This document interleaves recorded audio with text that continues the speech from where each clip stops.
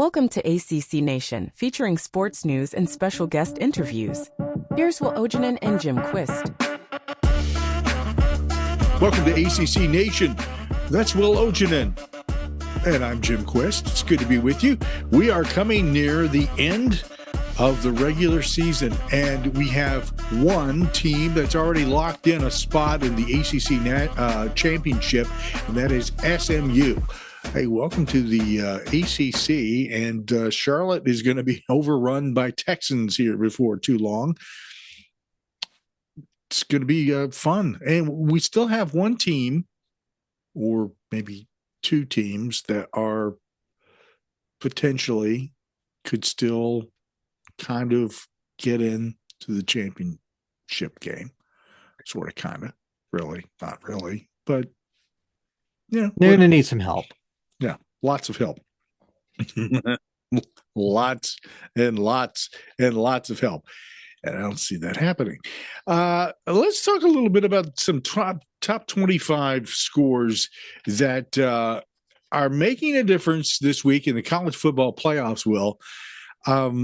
Number 2, Ohio State over number 5, Indiana, 38-15. So that's kind of pushing Indiana down and kind of out, kind of. Florida with a huge upset over number 9 Ole Miss in the SEC. And this is not the only one. This is just warms the cockles of my heart. Florida 24, Ole Miss 17. I can live with that. Number 21, Arizona State over number 21, Arizona State 28, number 14, BYU 23. That sort of nudges them out of the way for SMU to move up and no longer have this discussion about BYU and all that. Kansas with a huge win over number 16, Colorado, 37-21. This is the win that I thought was spectacular. I enjoyed this immensely. Oklahoma, completely unranked, 24. Number 7, Alabama, 3 point. That's all. Just 3. The number of Tiffys and Paul's fans collect that. And the other one was Auburn with a 43-41 win over number 15, Texas A&M. And by the way, Auburn's not ranked either. So really, SEC laying some stinky eggs out here. And I'm enjoying it. Well, yeah, I mean, I'm here for it. We figured these playoffs are set up for like the vast majority of these bids to go to the ACC and the Big Ten. And with a lot of the attrition from the losses yesterday, that puts SMU right in the picture. And if some of these other teams continue to lose and Clemson beats South Carolina, hey, look who's lurking. Yeah, hey.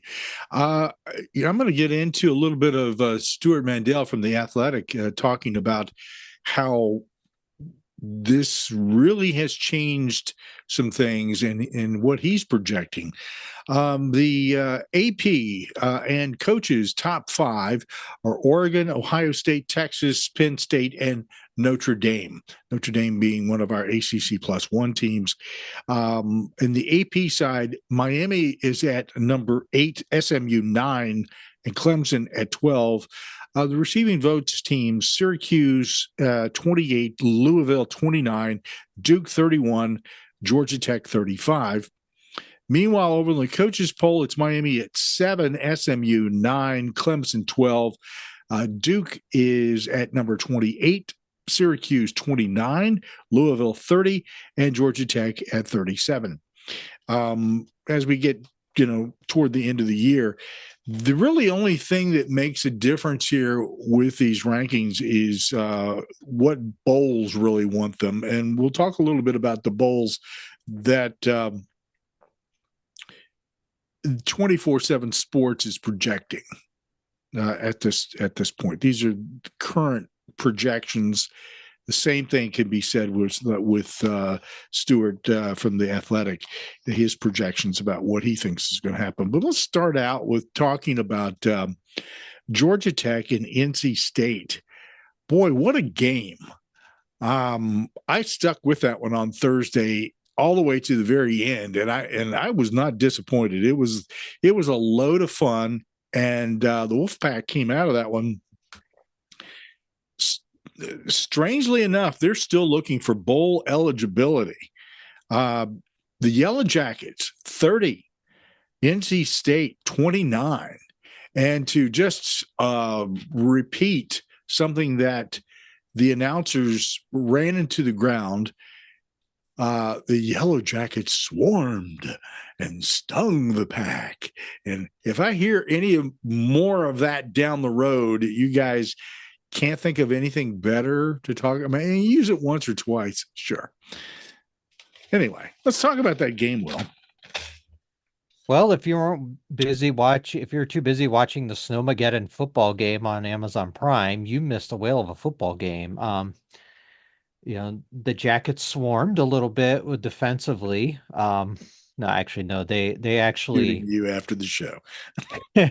Actually, at least against a run, the NC State used a can of Raid on them. Oh man. Well, they ran for 253 yards, averaging almost 9 yards a carry, and it was their highest effort of the season. I'm leaving. That's it. I'm departing. It's all yours. So. All right. Oh God. Anyway, CJ Bailey ran for 3 touchdowns, but he also threw for 3 interceptions, which Georgia Tech converted into 14 points. So you can say Georgia Tech's defense swarmed in that way. But the thing of it is Georgia Tech's gotten kind of like a 2-quarterback system lately with Haynes King and Aaron Philo. And, King's been banged up. I don't know how much he can actually do, but he's done a little bit. But Philo did the majority of the work in this game. He actually threw for 265 yards and ran for 57. Then a good comeback. What's that? He's got a heck of an arm on him. Yes, he does. And, it's a shame that King is banged up to the degree that he can't throw, but he's still a hell of a runner. Yeah. On Philo. Yeah, this looks like the future is bright at that quarterback position for the Yellow Jackets. Give them credit for coming back and taking the lead there, and then also credit the state for getting themselves in position to try to win that ball game. I mean, they ended up attempting a 59-yard field goal, which I think the kicker's longest to that point was something like 42 yards or something like that. Mm-hmm. He had the leg, but it was just a little wide to the left. He just missed it. Was that 7th win of the season for the Yellow Jackets, and now NC State got to beat North Carolina to go to a bowl this year. And I was singing the praises of Bailey earlier in the season, probably about the midpoint of the season, because it's kind of started to come into his own, and he struggled a bit of late. And it's some of it is him, and some is what is Robert and I doing calling with that one play, the formation with all the linemen off to the side, and end up fumbling it, and then Georgia Tech returns it for a touchdown. Oh my God! Just getting too cute when you don't need to. At Virginia, he would have used quarterbacks instead of offensive linemen in that formation. Yeah. Well, at least somebody who knew how to handle the ball, right? Yeah. Still, though. Well, Robert. It's too cute for his own good. It is. It's stupid. Mm-hmm. I mean, look, a couple weeks ago, saw the offensive coordinator of the Chicago Bears pull a stupid stunt like that. And, that's why he got well, that's not the only reason, but he got fired. Mm-hmm. And, when you do that kind of crap, you really ought to get fired. You really should. It's just stupid. The whole point of being there is to get these guys to execute and to put points on the board, period. Don't Mhm. when you're up 52-7, yeah, go ahead, have fun. Third, where's the They sound like donuts? this sound like the Swedish chef there. Those. Swedish I am. I've been called a meatball and worse. So 30-29 final score there. And yeah, with Philo coming back, that'll take the sting out of losing. Never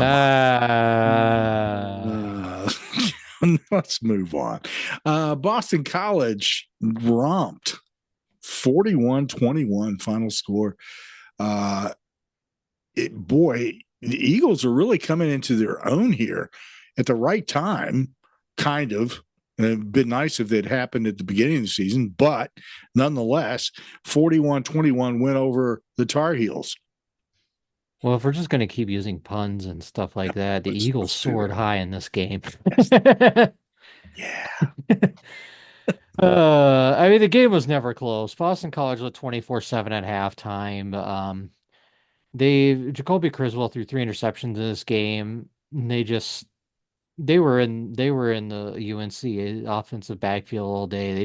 The defense, that's who gets a lot of credit for this game, is Huge. the Boston College defense. They were amazing. 7 sacks as well. Yep. In a game, yeah, in a game where BC ran for 228 yards. I mean, Grayson James looked all right. Only I think he threw for like on 196 yards. But again, they're just with the change from Castellanos to James. It's a small sample size of just 2 weeks, but it feels like Boston College plays more like a better team. And Yeah, they do. there's just something about them. Yeah. I heard some people talking about this the other day about how that change is similar to what you just said, and the point was made that look, that when you start moving over into what the coach wants, the type of system the coach wants, and you understand the system, and I think that's the situation that they're in. Castellanos was having, I think, maybe having some issues with that system, along with injuries. And I don't think he saw his future there. So he's split. But Boston College, man, they look good. They look good. That team, I tell you what, they keep playing like that, and they win their bowl. And convincingly so. We're going to have to start looking at them for next year in the same way that we looked at SMU this year. Yeah, they're bowl eligible with this win here, so we know they're going to have a postseason game. Just continue to build momentum. I mean, like I say, you got one more game left and get the seven wins, and if you win the bowl game, 8 wins, that's a great first year for Bill O'Brien. That's going to give him a lot of momentum going into 2025 and beyond. Very much. You warned about this next game, said do not overlook UConn. And you're right. I mean, I thought for sure Syracuse was going to, take off and absolutely have their way with the Huskies, which is kind of weird to say. But it ended up 31-24. So a little closer than I would have imagined. And I'm sure that the Orange was sort of like, wait a minute, what's happening here?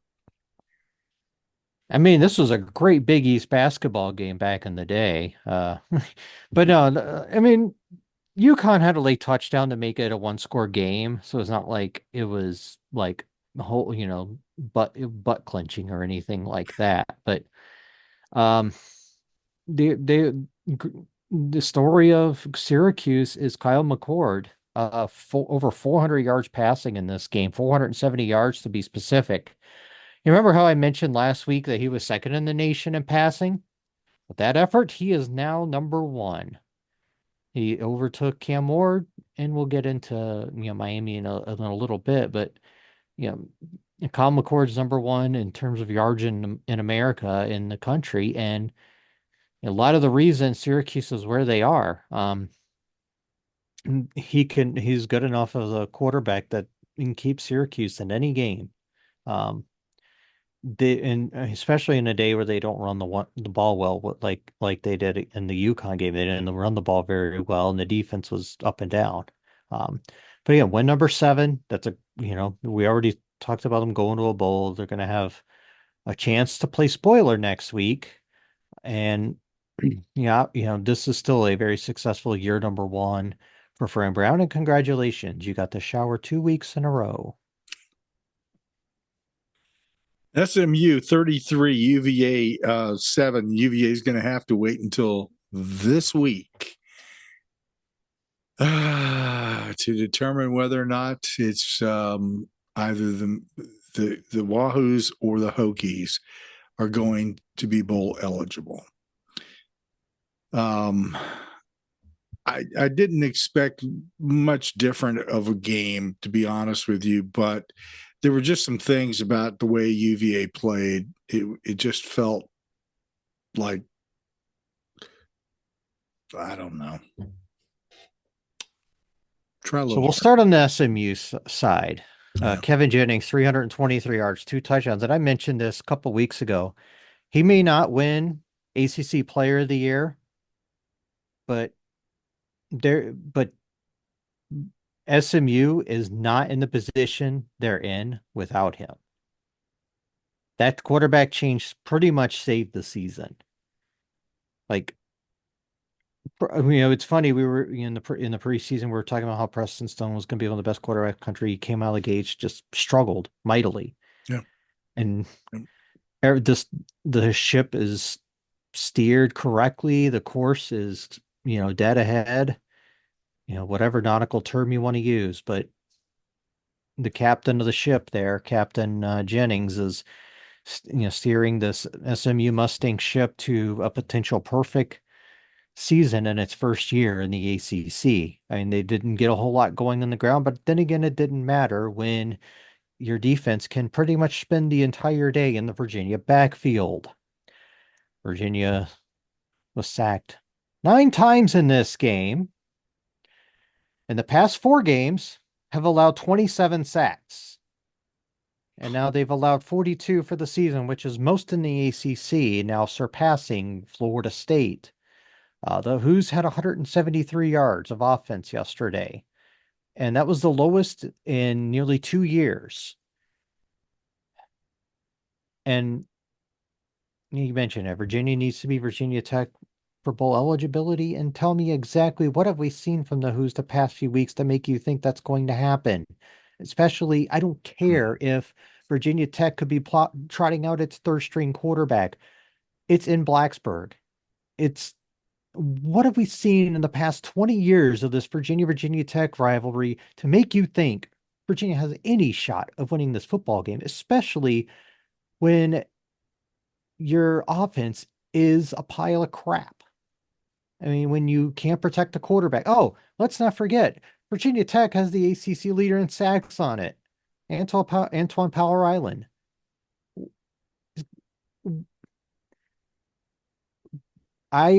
If Virginia doesn't change its offensive staff in the offseason, Tony Elliott's got to go.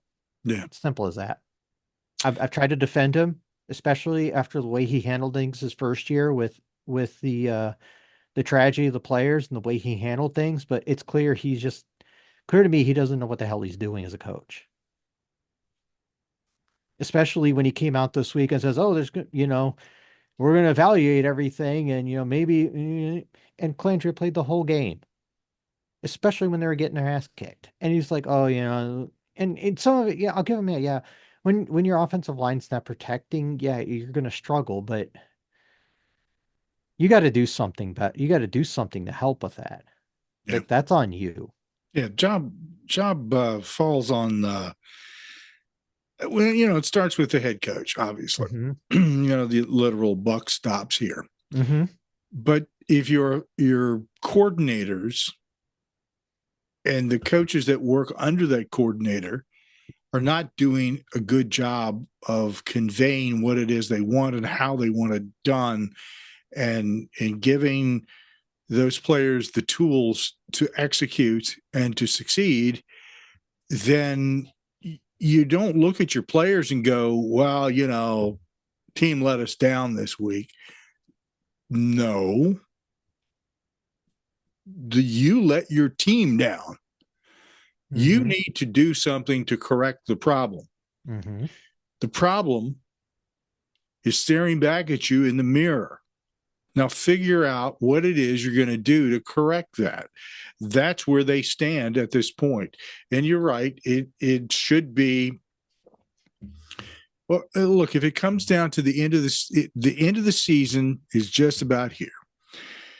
If they lose to Virginia Tech, and it is, let's say it's a blowout, or it's a very embarrassing loss, I think Carla Williams has to make some serious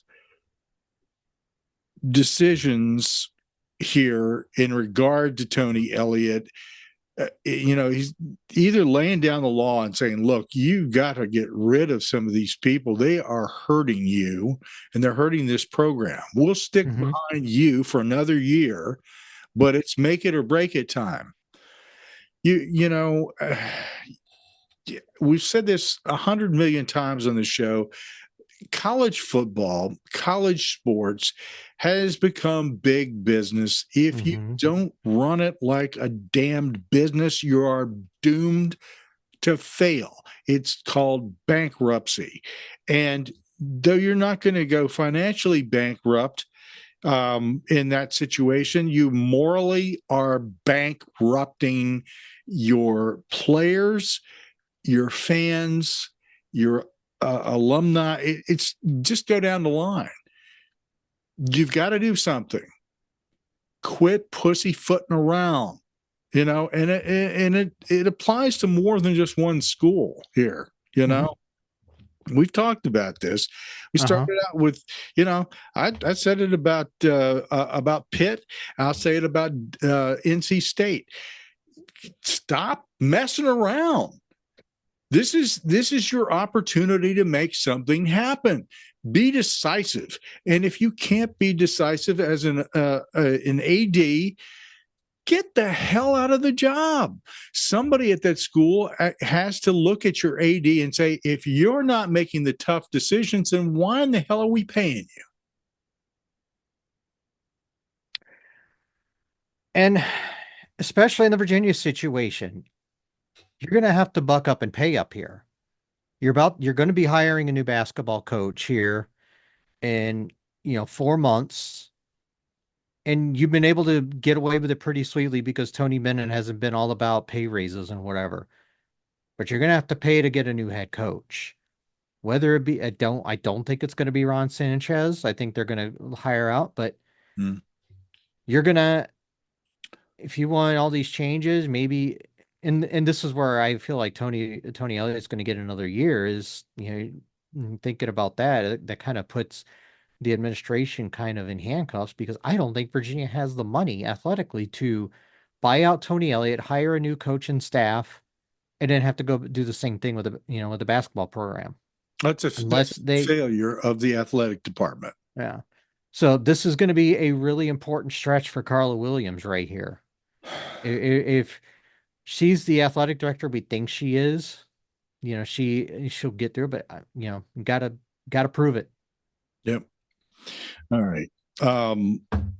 Miami and Wake Forest, they started out with an interesting game, went downhill pretty quick after that. 42-14, the Canes pulling off a decisive win against the Demon Deeps.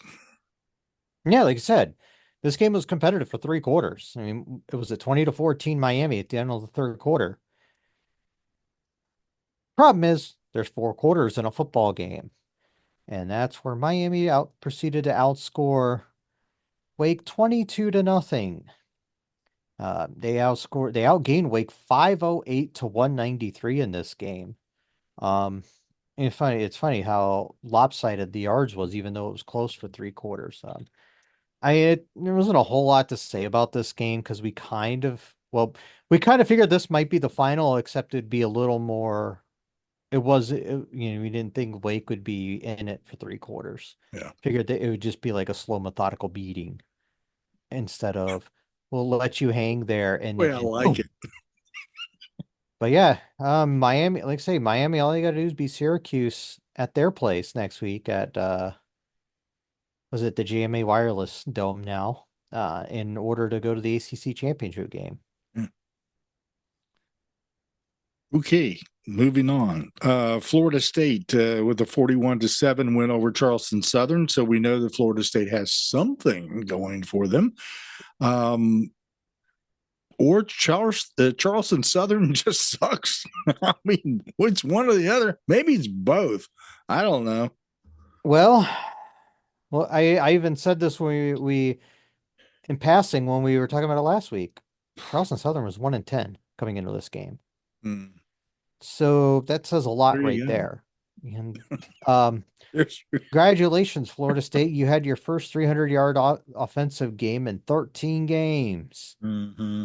And there were over 400 yards in this game actually Wow. obviously because of the opponent. I mean, Cromenhoek threw 3 touchdown passes again. Good on you for padding your stats. Do it next week against Florida and you'll impress me. Yeah. That just gives me shivers thinking about that game. Cal over Stanford 24-21. Knew this was going to be competitive, and Mendoza illustrated why he is a leader in this game. Really took that team on his shoulders and helped them come back. Stanford was as you pointed out, that WTF team. They were getting ready to lay some whammy on somebody again. They had that 2x4 out and they were swinging. So you're saying Stanford is hacksaw Jim Duggan. Oh, That's right. That's right. but no, I watched a lot of this game. It was a lot more competitive game than I expected. Stanford was in it the whole way. They were good in the first half, led 14-7, but then remembered that games are 2 halves, and Cal proceeded to outgain Stanford 232-82 in the second half. You talked about Fernando Mendoza, 299 yards passing, 3 touchdowns, talking about being a leader and willing your team to the comeback. Hey, congrats, Cal. You won an ACC game. Another one. And of course, it was by 1 score. Um, Cal got their bowl eligibility as we thought might happen. Credit to Stanford's defense. They actually had 6 sacks in this game. Zach Bucky had 3 of them. Good defensive effort for the Cardinal, but come up just a little bit short in this game. And we talked about it, how big the game is, Cal Stanford, and it definitely delivered. Good stuff. I don't think we need to even talk much about this game. Clemson over the Citadel 51-14. We really didn't talk too much about it. Yeah. The only concern out of this is Clemson gave up 288 yards on the ground, and that has been a bugaboo for them at times. And coming in we'll see what they can, if they can do that against South Carolina, at least stop them a little bit, because that's something they do pretty well. Kane Beamer is paying close attention to that. Mm-hmm. This next game for me, Will, was a surprise. I figured it was going to be a win for Louisville, but man, the Cardinals just spanked Pitt. I'm going like, God, what? I mean, 37-9. Wow. Hello. You know that Price is Right game, the cliffhanger game where the little guy goes up and then if Yeah. you guess too much, it falls down? Yep. That is Pitt. That's Pitt. The going up was the first 7 games. The falling down is the subsequent 4 games. Man. I don't know what happened for Pitt to suddenly just completely vanish off the face of the earth offensively. But this game was not even close. Louisville was up 27-0 at halftime. pretty much cruise from there. Tyler Shuck, 293 yards, 2 touchdowns. Louisville ran for 214 yards in this game. Eli Holstein got hurt. He came back after missing last game with an injury, but then got hurt again. And I think this one might be a little more serious. It might end a season. Yeah. Pitt only had 265 yards of offense again in this game, and it's funny they had the struggle. But again, going back to they had a good offensive game against Clemson, but aside from those other games, he struggled. They've struggled, and I don't know what it. Like I said, maybe it's a tell. I don't know, but it'd be something I'd like to like find out from somebody close to the Pitt program who covers them. It'd be an interesting question. I was reading through Reddit, and interesting to see the reaction of Pitt fans in regard to getting rid of Pat Narduzzi. And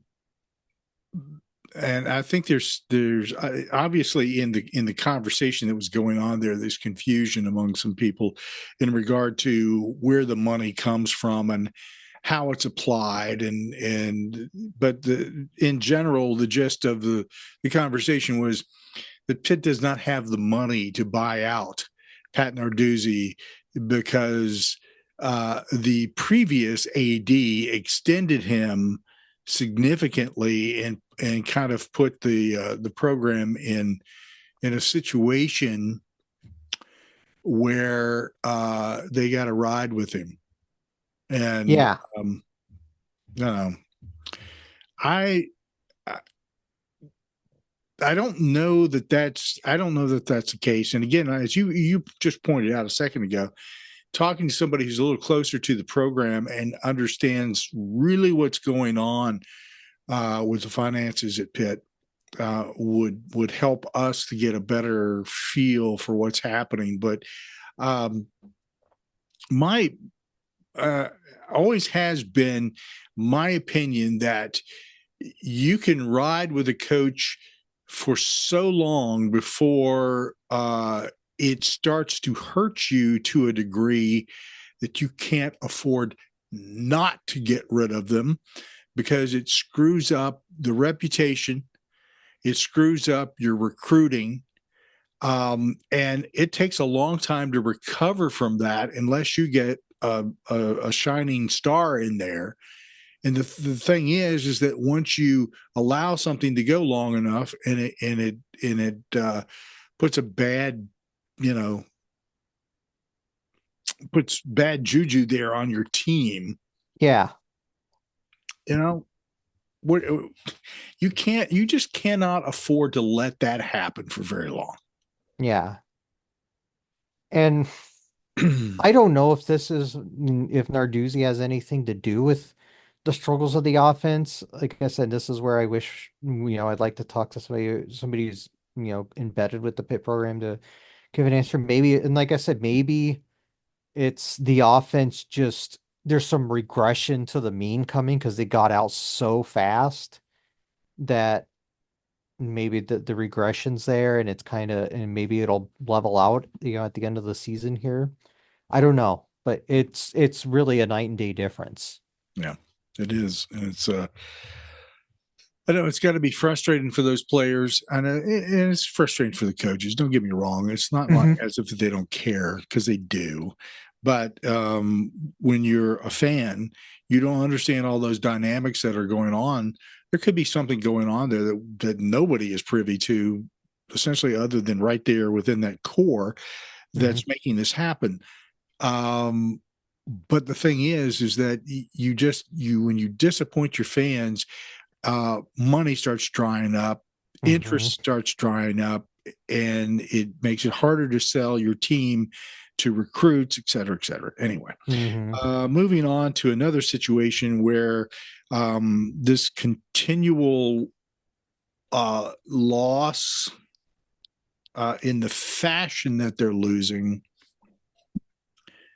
is, I think, beginning to hurt Virginia Tech, and people are not happy with the head coach, and I think they've got to have good reason not to be happy. Duke pulling off a 31-28 win over the Hokies. A competitive game, but it's like, man, you can't, especially when you're at home, you can't continue to lose these sort of games, Coach.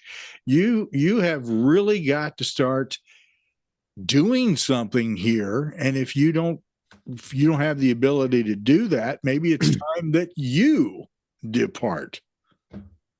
It's interesting, the parallels between Virginia and Virginia Tech and the apathy towards the football programs. I mean, Virginia Tech is a storied program, over the last, 20, 30 years they were up until towards the end of Beamer's tenure, like the premier program, one of the premier programs in the Big East and into the ACC.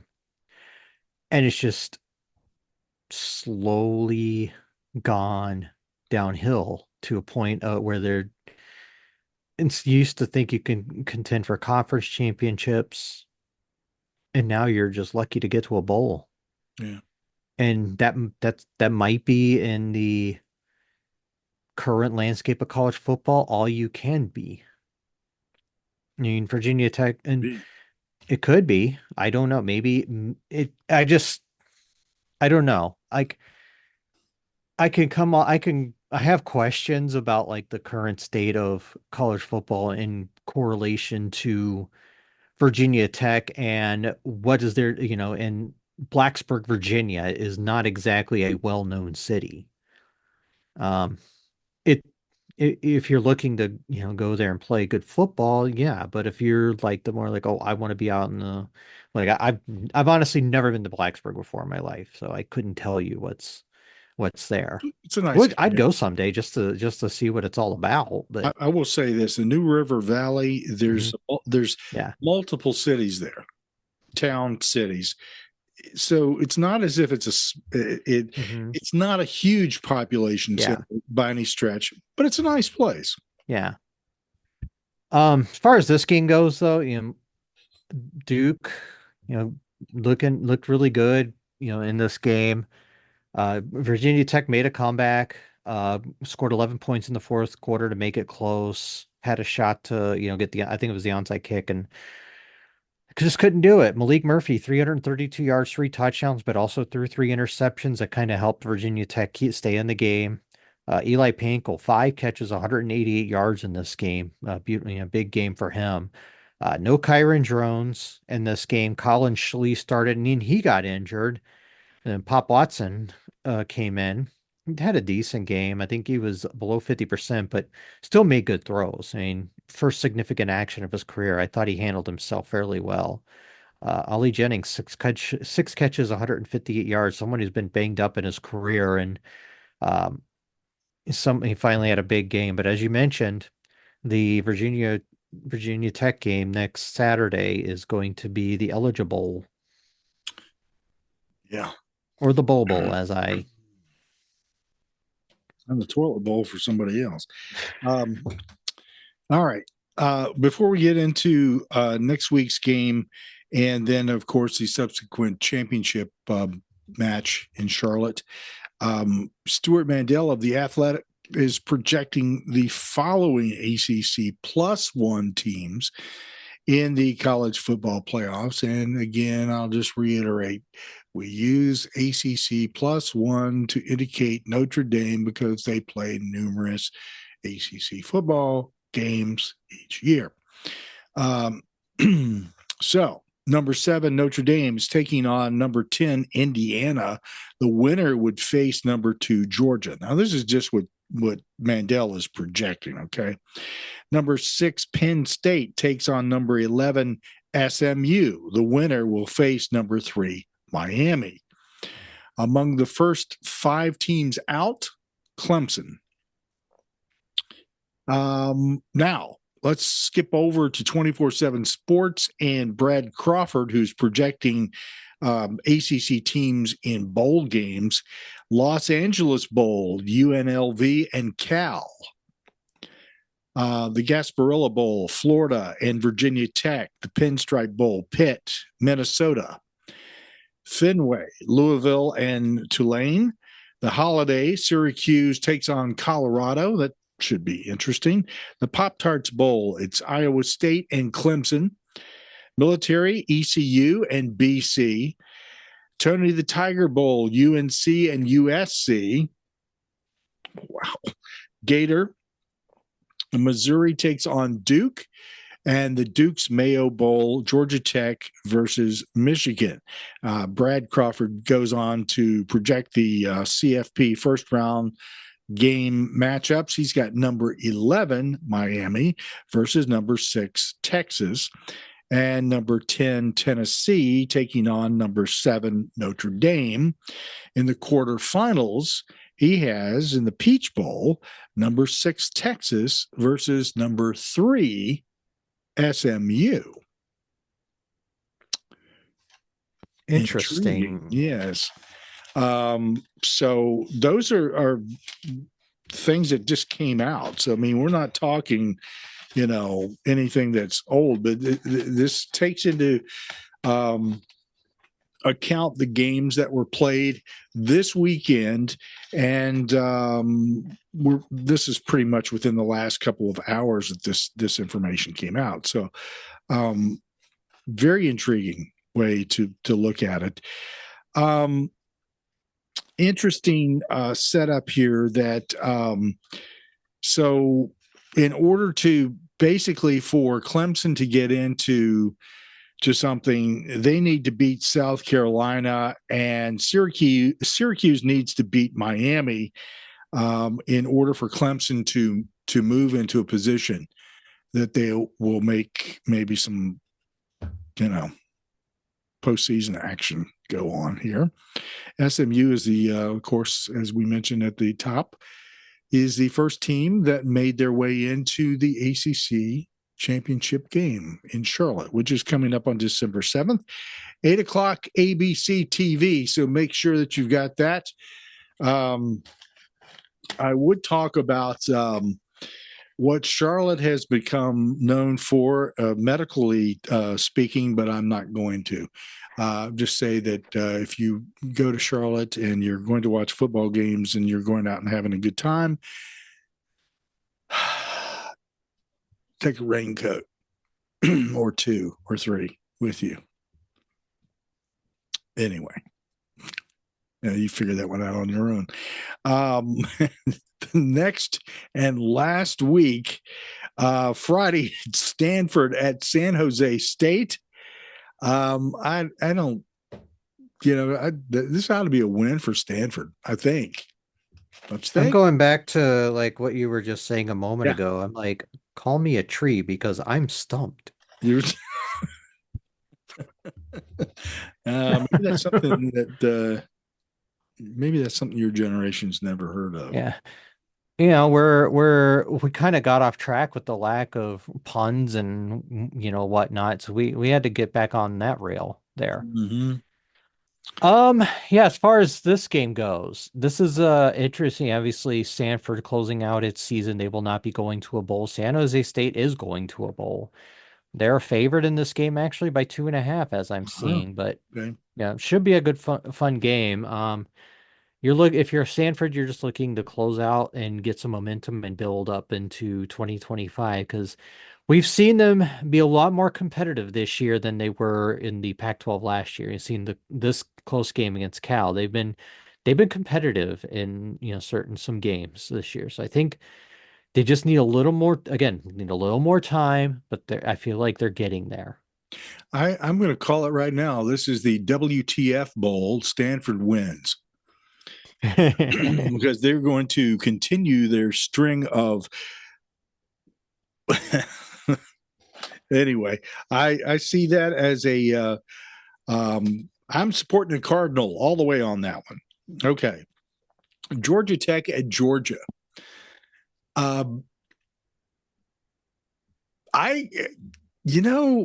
Call me insane, but I'm telling you, I have this gut feeling that Georgia Tech is going to pull something off here. I may be absolutely out of my mind and probably am, but If you're Team Chaos, you're looking for Georgia Tech to do that. Yeah, I'm all for that. I love Anytime chaos. an SEC team can bite the bullet, that's great. Uh, I just there's something about Georgia Tech, man. They just got they've just got some kind of mm, and this would be a great game to Hmm. pull a win. Huge. My first my first thought when looking at this game is the point spread is way too high for my taste.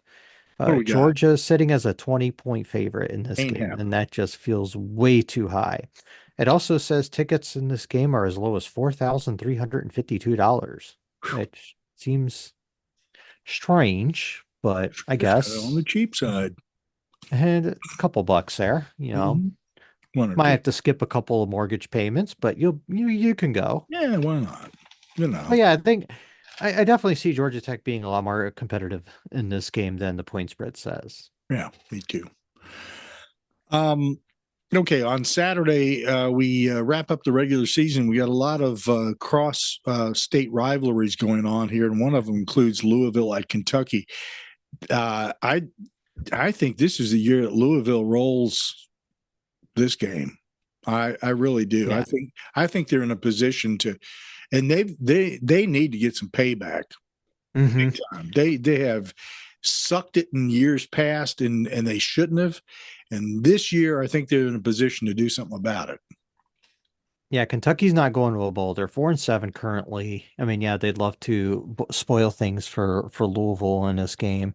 Um, yeah, Louisville's sitting at a 3.5-point favorite in this game, but I think, and that's the thing, Louisville's had this again. They've had this tendency to play the level of their opponents some, and I want to take Louisville, and I'm optimistic after what they did last week, but I just don't know. It feels like they just have they struggle in this game for some reason. But Yeah, if I'm just going to go straight up, who do I think will win? I'll just take Louisville. there you go. South Carolina at Clemson. If Clemson has any hope of sneaking into the back door of the playoff, they need to win this game. South Carolina again, 8-3. They're actually pretty comparably ranked. Uh, I got them like one spot behind, but we'll see what the CFP rankings say on Tuesday. We won't know that. But I I think Clemson could win this game. I'm not confident in it, but I want to see Clemson win. Duke at Wake Forest. Well, no bowl for Wake Forest this year with the loss to Miami, 4-7. They they're kind of just running. Damon Claiborne's 19 yards short of 1,000 for the season, so that's just a personal accomplishment for him. Duke again would like to be, get to 9 wins. A bowl game could get him to 10. And what a great first season that would be for Manny Diaz. Again, he probably won't win Coach of the Year, but is somebody that is in that rank of he's done an outstanding job for that program this year. Definitely. Pitt at Boston College. Ooh. It's funny how things have changed. Boston College currently sitting as a 3-point favorite, which kind of feels weird.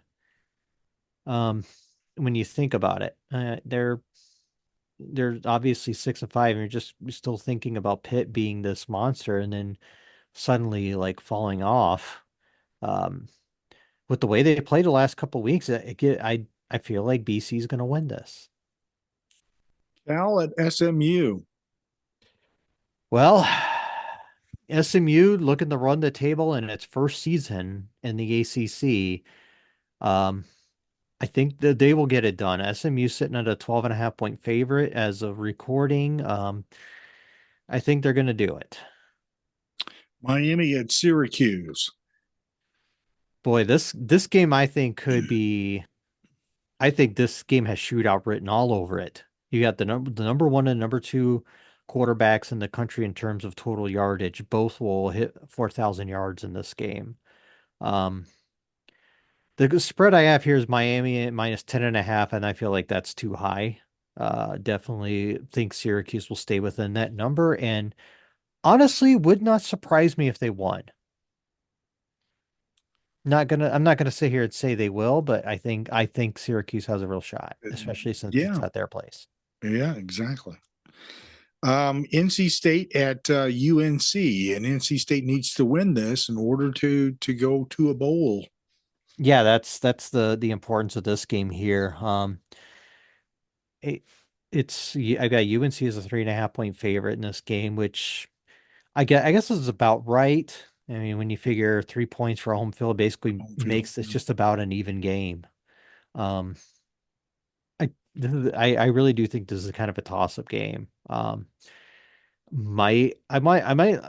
would kind of want to see State win just to get so they can get to a bowl. But yeah, I kind of really see this as a 50-50 game. Florida at FSU. Florida is a 14.5 point favorite. Um, yeah, I this game is actually at Doak Campbell, but the only thing is what are we going to see from the new look offense and whatnot with all the new coaches in an actual FBS, a game against FBS opponents. Mhm. This is where it gives me some pause, but just still would take Florida in this game. Sorry to say. Leave this one for you to the very end. Virginia Tech. As I look here, it looks to be the game time temperature for Blacksburg. I've seen it could be in the teens during the game, Burr. which is about what it's going to be here this weekend in the Twin Cities for a high. Um, it's Virginia Tech's 7 point favorite in this game, and we'll see how things play out with the week. We don't know the health of Kyron Jones or Colin Schlee in this game. Um, again, Virginia's won this game once in the past 2 decades. So until I see some proof of that, I'm going with the Hokies. There you go, Would ladies I and like to be gentlemen. wrong? Absolutely.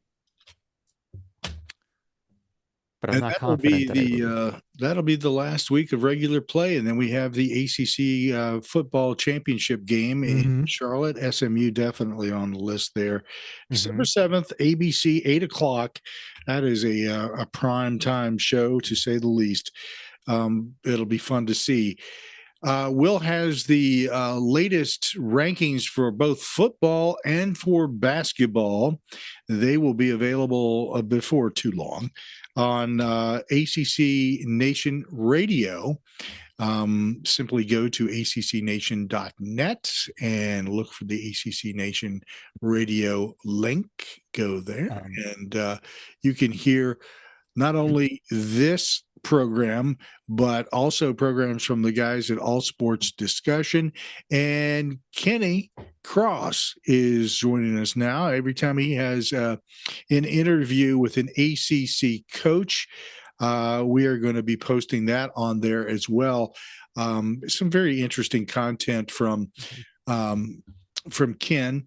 It's a March to Madness podcast, and that's he's got the latest is Notre Dame on there.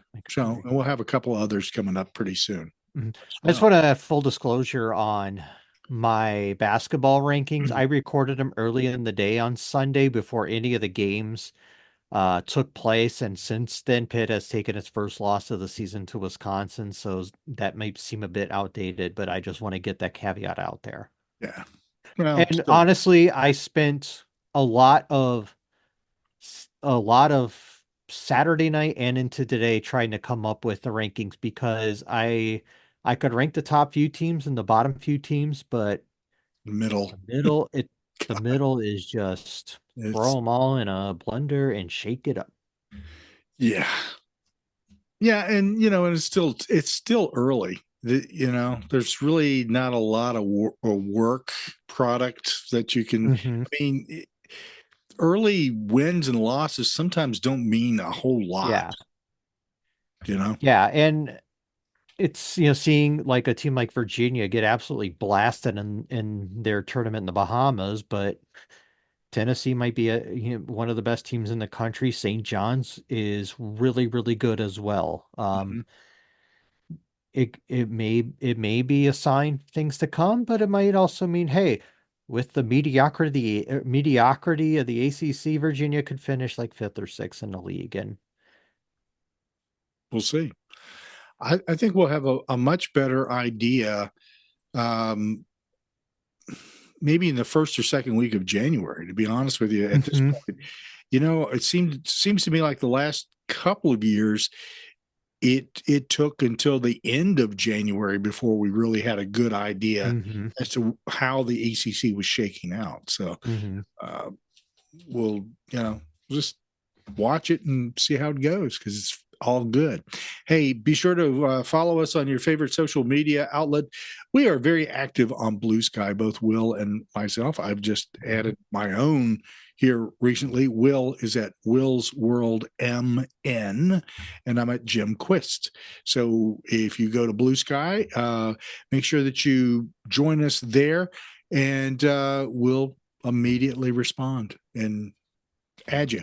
Go to ACC Nation Net for the for the main site, and we'll add you immediately there too.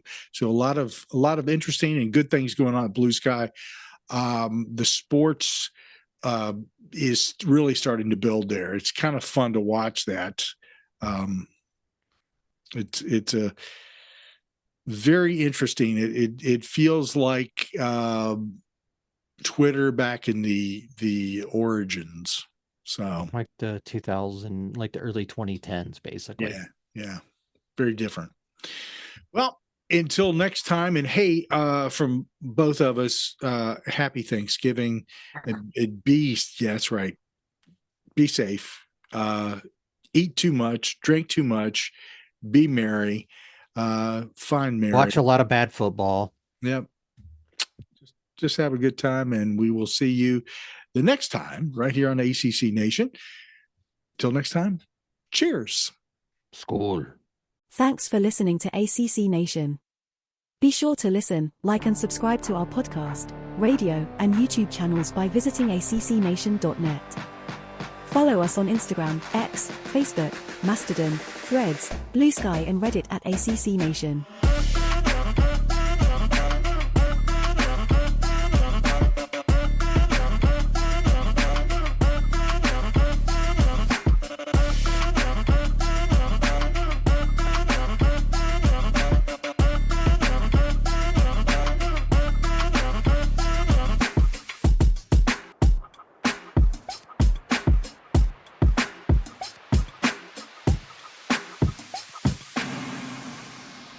ACC Nation.